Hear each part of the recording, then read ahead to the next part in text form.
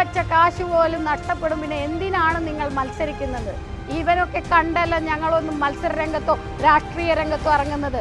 ഒന്നുമല്ലാതിരുന്ന ഒരു സാഹചര്യത്തിൽ നിന്നും ഞങ്ങൾ നടന്ന് ഇവിടം വരെ എത്തിയിട്ടുണ്ടെങ്കിൽ അത് ഒരു സൂചനയാണ്.